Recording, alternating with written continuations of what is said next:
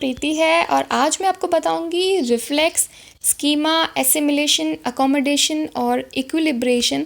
ये जो टर्म हैं ये जीन पियाजे ने दिए हैं, इनका क्या मतलब होता है, ये क्या होते हैं, इनमें क्या डिफरेंस है, ये मैं आज आपको अपने इस वीडियो में बताऊंगी। तो चलिए शुरू करते हैं। ये जो कॉग्निटिव डेवलपमेंट है जो जीन पियाजे ने दिया है, इन्होंने इस डेवलपमेंट की जो स्टेजेस हैं उससे पहले ये टर्म समझाए हैं कि ये टर्म क्या होते हैं। कि कोई भी बच्चा अपने माइंड में, अपने ब्रेन में अब एक जो नॉलेज एक्वायर करता है, वो एक्वायर करने का सही तरीका क्या है, एक प्रोसेस क्या है, वो इस टर्म्स के थ्रू समझाया गया है। इसको एक स्टेजेस में इन्होंने डिफ़ाइन किया है। सबसे पहले रिफ्लेक्स आता है, फिर स्कीमा आता है, फिर एसिमिलेशन, फिर अकोमोडेशन और फिर इक्विलिब्रेशन आता है। तो चलिए जानते हैं कि रिफ्लेक्स यहाँ पर क्या होता है। रिफ्लेक्स का यहाँ पर ये मतलब है कि हमारे 5 सेंसेस होते हैं। आईज़ जो हम देख सकते हैं, हमारी विजन। दूसरा हम जो स्मेल कर सकते हैं अपनी नोज़ से। तीसरा जो हम सुन सकते हैं अपने ईयर से। चौथा जो हम टेस्ट कर सकते हैं अपने टंग से। और पांचवा जो हम फील कर सकते हैं टच के थ्रू, स्किन से। तो इन 5 सेंसेस में से किसी भी सेंस से जब हम कोई इन्फॉर्मेशन अपने माइंड में लेते हैं, सपोज़ कोई भी खाना बना है उसकी खुशबू हम अपने नाक से लेंगे स्मेल के थ्रू, तो वो कैसे जाती है हमारे ब्रेन तक, एक मैसेज जाता है कि बहुत ही अच्छी खुशबू है या बेकार खुशबू है। वो कैसे जाता है, वो हमारे बॉडी में न्यूरॉन्स होते हैं जो एक से दूसरे न्यूरॉन से कनेक्ट होते हैं और वो कोई भी मैसेज पास करने का काम करते हैं ब्रेन तक। तभी ब्रेन को पता चलता है कि ये हो रहा है, चाहे वो कोई भी मैसेज हो। चाहे हमने अब अगर हमारे पास आईज़ नहीं होंगी तो हम कैसे बताएंगे किस ऑब्जेक्ट का कलर कैसा है। तो जब हमारे पास आईज़ होती हैं तब हम देख पाते हैं, अच्छा इसका कलर ब्लू है या स्काई ब्लू है या पेड़ हरा है। तो वो हमारे ब्रेन तक ये मैसेज कौन पहुंचाता है, न्यूरॉन्स पहुंचाते हैं।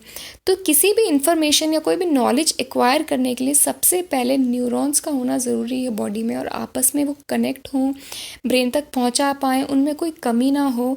तो सबसे ज़्यादा जो इम्पोर्टेंट काम यहाँ पर करता है वो न्यूरॉन्स करता है ब्रेन तक मैसेज पहुंचाने में। तभी ब्रेन कोई आगे डिसीजन ले पाता है या सोच पाता है उस नॉलेज के बारे में। तो इसको यहाँ पर रिफ्लेक्स कहते हैं।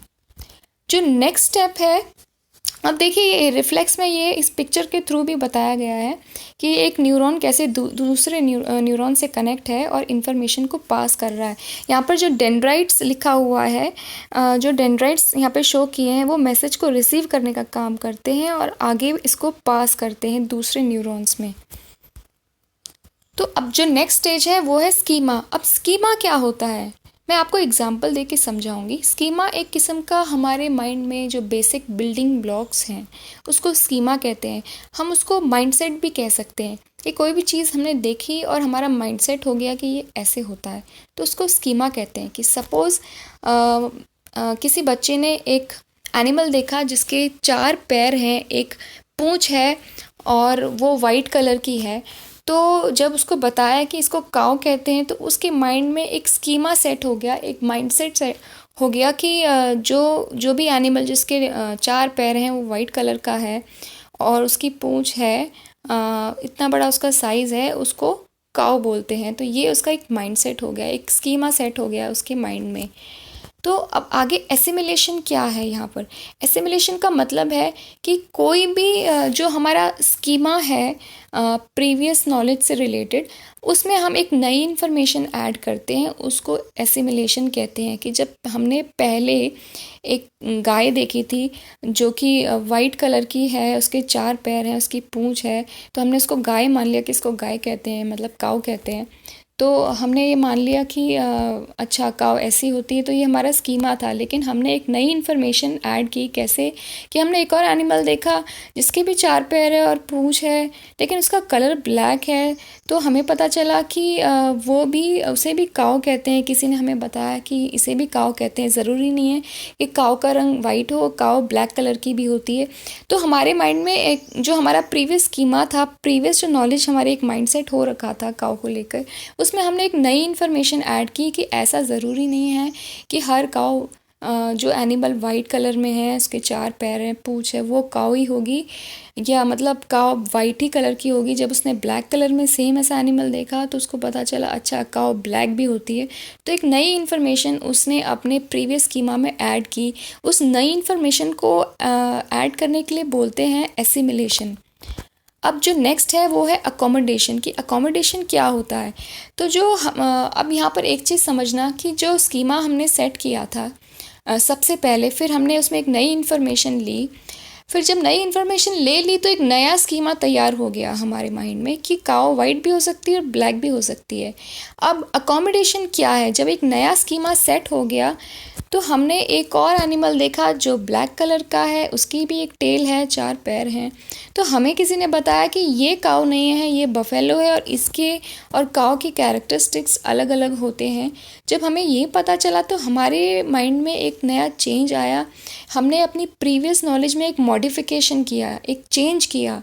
हमने एक नई नॉलेज नहीं ली, हमने एक चेंज किया कि ज़रूरी नहीं है कि हर जो एनिमल वो ब्लैक कलर का है, उसके 4 पैर हैं, एक पूँछ है, वो काऊ ही होगी, वो बफेलो भी हो सकती है। तो एक नई इन्फॉर्मेशन हमारे अंदर आई कि बफेलो भी जो ब्लैक कलर की होती है, उसके 4 पैर और एक पूँछ होती है। तो एक नई इन्फॉर्मेशन हमारे माइंड में आई है, जिसमें जो नई इन्फॉर्मेशन पहले आई थी उसमें हमने एक चेंज किया है। तो इस चेंज करने को कहते हैं अकोमोडेशन, यानी हमने मॉडिफाई किया अपनी उस प्रीवियस नॉलेज में, जिसमें जो पहले हमने सबसे पहले जो स्कीमा सेट हुआ था, फिर हमने एक नई इन्फॉर्मेशन ली उसी नॉलेज पर, फिर एक नया स्कीमा सेट हो गया। अब उस नए स्कीमे में हमने एक और नई इन्फॉर्मेशन ली जिसने उस इन्फॉर्मेशन को मॉडिफाई किया, यानी उसमें कुछ चेंज लेके आया।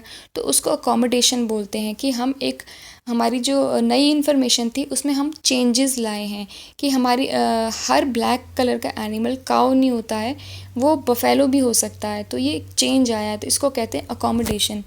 अब जो नेक्स्ट है वो है इक्विलिब्रेशन। अब इक्विलिब्रेशन क्या है कि हम जब अपनी पुरानी नॉलेज के साथ एडजस्ट हो जाते हैं, उसको इक्विलिब्रेशन कहते हैं। इक्विलिब्रियम की स्टेट में आ गए हैं कि मतलब हमने अभी सबसे पहले वाइट काऊ देखी तो हमने उस वाइट कलर की ही एनिमल को काऊ समझ लिया कि हर वाइट कलर का काऊ ही होता है। फिर हमने ब्लैक कलर की काऊ देखी तो हमें पता चला अच्छा काऊ ब्लैक भी कलर की होती है।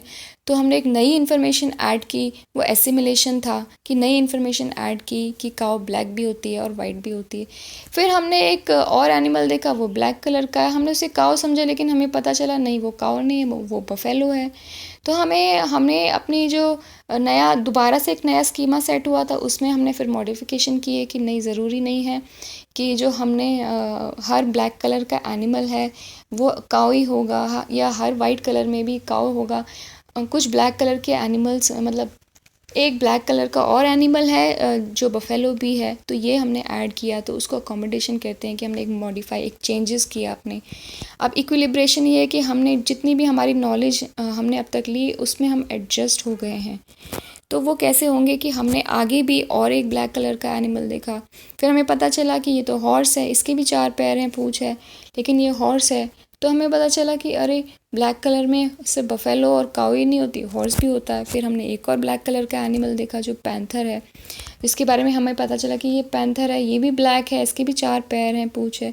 हमें पता चला अरे ये तो पैंथर है, इसका मतलब कि हॉर्स, मतलब हर एक एनिमल ब्लैक कलर में वो काऊ नहीं है, बफेलो नहीं है, हॉर्स नहीं है, वो पैंथर भी हो सकता है। फिर हमने एक और देखा, फिर हमें पता चला अच्छा ये भी ब्लैक कलर का, ये भालू है जिसे बियर कहते हैं, और ये इसके भी 4 पैर हैं, ये ब्लैक कलर का है। तो हमें समझ में आया कि अरे ब्लैक ज़रूरी नहीं है कि ब्लैक कलर में जितने एनिमल्स हैं मतलब वो काऊ होंगे या बफेलो होंगे, हॉर्स होंगे। तो हमें दिमाग में आया कि मतलब हमारा एक माइंडसेट एक फ़िक्स नहीं हुआ कि ये जितने भी एनिमल्स ये ब्लैक कलर के हैं, ये एक ही एनिमल होगा कि काऊ ही हो गए, बफेलो। हमें ये समझ में आ गया कि बहुत सारे एनिमल्स पूरी दुनिया में ब्लैक कलर के होते हैं, उनकी 4 पैर या पूँछ होती हैं। हम ये कह नहीं सकते हैं कि फ़िक्स्ड इतने ही एनिमल ब्लैक कलर के हैं। तो हमने एक एडजस्ट कर लिया खुद को इन्वायरमेंट के साथ कि पूरे इन्वायरमेंट में हमारे पूरे वर्ल्ड का जो एनवायरनमेंट है उसमें बहुत सारे प्राणी अलग अलग किस्म के हैं। ज़रूरी नहीं है कि वो एक जैसे दिख रहे हैं तो वो एक जैसे कैरेक्टरिस्टिक्स भी उनके होंगे, वो एक जैसा उनका नाम है, अलग अलग हो सकते हैं। ये हमारे माइंड में अभी हमने जाके पूरे इन्वायरमेंट को अपने माइंड में एडजस्ट किया है। अभी तक इससे पहले हम हर चीज़ नई देखते थे, उसी को मान लेते थे, उसी का माइंड मेकअप हो जाता था, माइंडसेट हो जाता था, तो हम उसके स्कीमा कहते थे। एक माइंडसेट हो गया। फिर नई चीज़ देखते थे तो एसिमिलेशन हो जाता था। फिर एक और नई चीज़ देखते थे जिसमें हम चेंजेस करते थे कुछ, तो उसको अकोमोडेशन कह देते थे। इस तरीके से हम जब तक हम नया स्कीमा सेट करते रहे, अपना सेट करते रहे, जब तक हमें ये नहीं पता चल गया कि मतलब एक ही तरह के सब नहीं होते हैं, अलग अलग होते हैं। और हमारी नॉलेज फिक्स नहीं है, नॉलेज का कोई लिमिट नहीं है। जितना हम नया देखते जाएंगे उतना कुछ नया हमें सीखने को मिलेगा। जब उस स्टेट पर आ जाते हैं उसको हम इक्विलिब्रियम की स्टेट बोलते हैं, इक्विलिब्रेशन कहते हैं उसको। तो गाइज़, इस तरीके से मैंने अपनी इस वीडियो में ये पांचों टर्म्स को समझाया है। मेरा ये वीडियो देखने के लिए थैंक यू सो मच। अगर आपको मेरी ये वीडियो पसंद आए तो प्लीज़ इसको लाइक करें, सब्सक्राइब करें, और मेरी आगे आने वाली वीडियोस को जानने के लिए बेल आइकन को ज़रूर दबाएं। Thank you so much guys.